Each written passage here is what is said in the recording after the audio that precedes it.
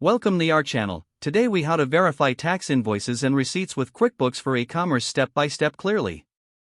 To verify tax invoices and receipts with QuickBooks for e-commerce, begin by logging into your QuickBooks account.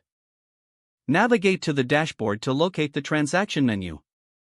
Select Sales from the left panel to access your sales transactions. From the Sales page, choose Invoices to view all invoices associated with your account. Identify the invoice you wish to verify by reviewing the list provided. Click on the invoice to open its detailed view.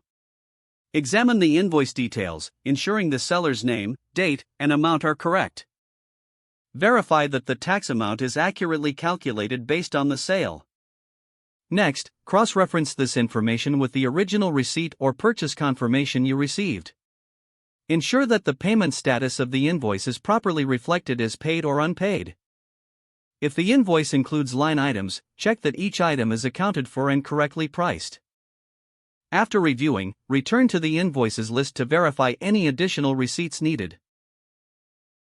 Select Expenses from the left panel to access your expense transactions. Browse through the list of expenses to find the receipt you need to verify. Click on the receipt to open its details for examination. Double-check the receipt for the vendor's name, date, and total amount. Compare this information with the corresponding invoice to confirm consistency. Look for the tax charged on the receipt and ensure it matches your records. If you find discrepancies, take note and gather relevant documents for further review. Once verification is complete, you can either approve or export your verified invoices and receipts for record keeping.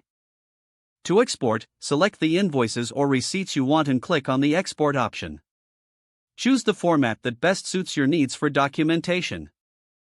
Finally, regularly repeat this verification process to maintain accurate financial records in your QuickBooks account.